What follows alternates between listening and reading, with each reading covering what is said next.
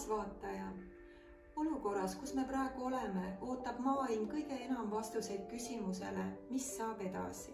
Meie igapäevaseks jutu- ja mõtlemisteemaks on viirus ja haigused.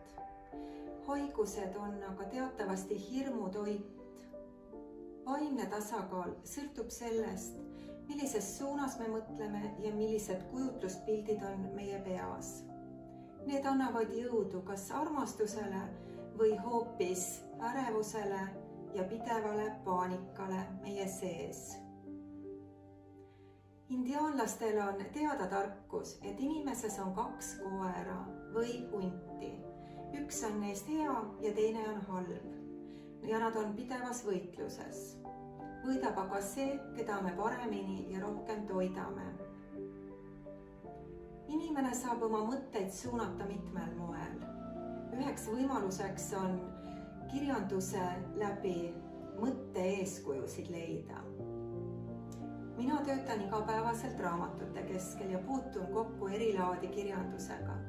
Seetõttu on mul hea võimalus siin teile esitleda sellist kirjandust, mis avardab tavamõtlemist ja suunab sellele, et elu on muutumine ja just paindlik mõtlemine on muutustega hakkama saamiseks vajalik. Ühtlasi olen ma õppimas maaväliselt juhitud Maria Ambletoorium galaktilise inimese suhtlemiskoolis ja selle kooli motoks on just väljend mõte loeb. Praegu ma tutvustan 2 lasteraamatut. Need on üldiselt mõeldud põhikooli 2. vanuseastmele, aga sobivad huvitavaks lugemiseks kõigile. Need raamatud on siin. Üks on siis Astrid Hiisjärve, meie Eesti autori raamat Vaimar.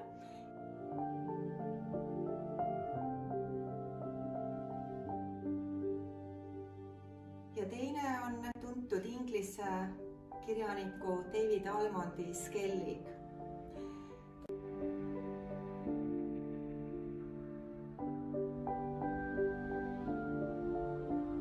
Need raamatud on omavahel süžeelt ja ideelt sarnased, sest nad mõlemad räägivad seletamatutest nähtustest. Mõlemas raamatus saab alguse sellest, et pere kolib uude kodusse ja sealt peale algavad siis erilised sündmused, hakkab juhtuma. Kui praegu on olukord, kus ilmub järjest rohkem ulmekirjandust, siis neid raamatuid saab nimetada siiski tõsielulisteks, sellepärast et nad baseeruvad isiklikul kogemusel. Astrid Hiisjärv on oma raamatusse sisse kirjutanud oma seletavate või ennustavate unenägude ja vaimolenditega kohtumise kogemuse, aga samas ka selle mälestuse lapsepõlvest, kus täiskasvanud teda ei uskunud. David Almond toob mitmel puhul sellesse raamatusse sisse teadmisi tuntud inglise kunstnikust ja luuletajast William Blake'ist, kes teatavasti ja väidetavalt olevat oma eluajal vaimusilma läbi näinud ingleid ja ta on neid palju joonistanud. Mõistetavalt ei olnud teda usutud tema oma eluajalgi ja ta ei saanud ka tuntust, et kuulsaks said tema tööd ja siis ka tema alles tükk aega hiljem.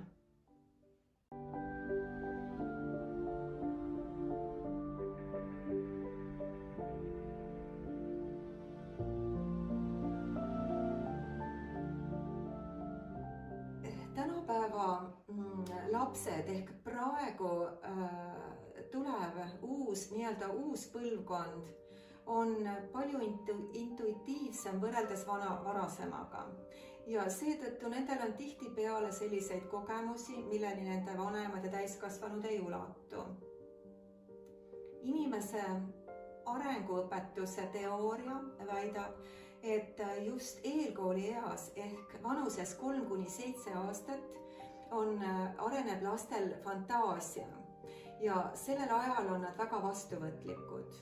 Nüüd, kui lapsel ilmneb selgelt nägemise või selgelt tajumise kogemus, siis vanemad teadmatusest võivad pidada tema suhtlemisi vaimsete sõpradega fantaasia viljaks ehk väljamõeldiseks ja halvemas olukorras nad keelavad kategooriliselt sellest üldse rääkida.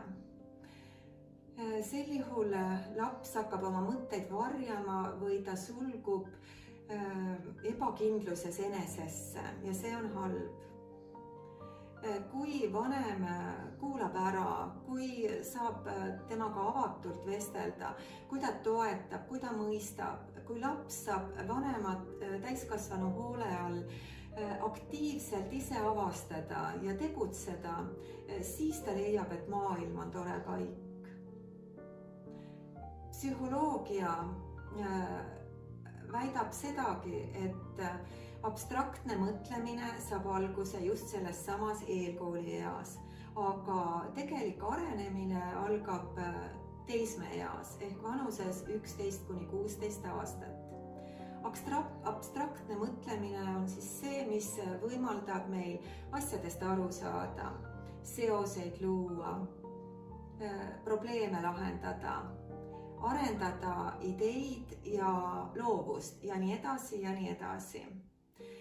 Ja selle arenemiseks on väga oluline, et varasemad kogemused ei oleks pärsitud.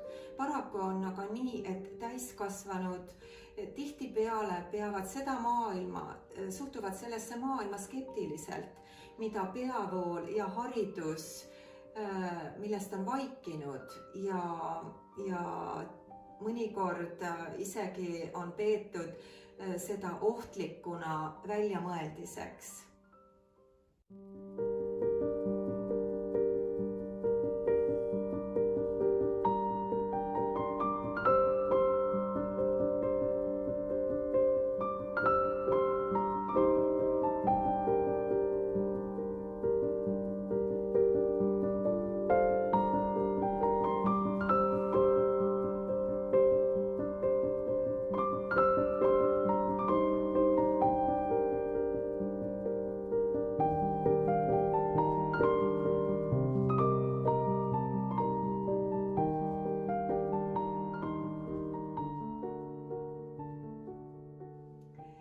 Nende raamatute lapsed õnneks omavad selliseid täiskasvanuid, kes on neid ära kuulanud ja kes neid mõistavad.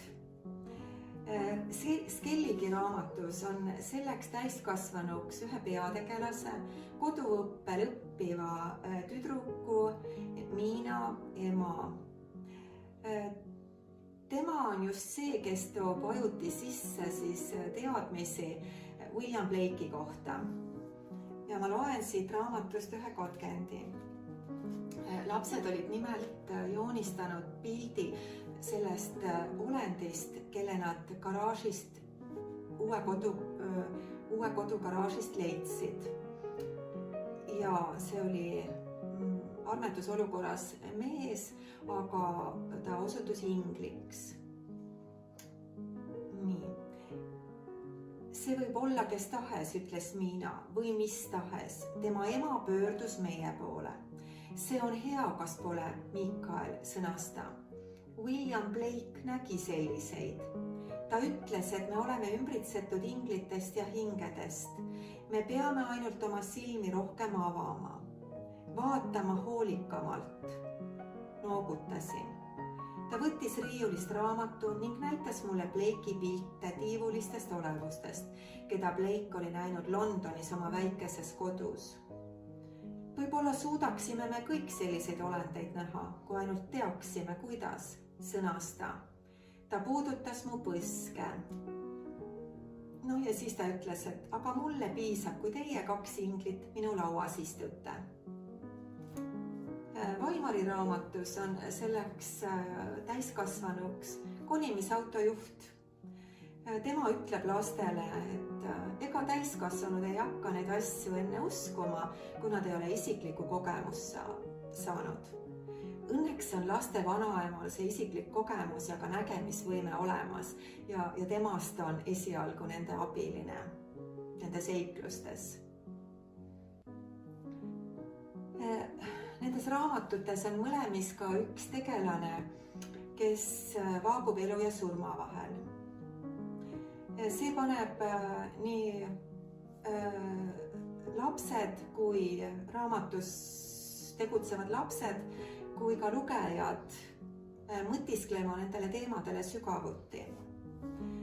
Skelligi raamat lõpeb tõdemusega, et piirjoon tõelisuse ja fantaasia vahel võib olla väga habras, elu ja surma vahe veelgi hapram. Raamatu peategelane Mikael mõistab seda tõde siis, kui ta on koos vanematega kolinud uude elupaika. Ühtlasi saab aga poisile selgeks seegi, et vastutus endast nõrgema ja viletsama eest on iga inimese kohus. See siis näitab, et see raamat on igati õpetlik kõigile ja tasub uurimist. Et mina loodan, et nii lapsed kui suured leiavad nendest raamatutest äratundmist ja julgust avaramalt mõelda. Tänan omalt poolt raamatu autoreid ja kõiki, kes nende avaldamisega seotud on. Aitäh!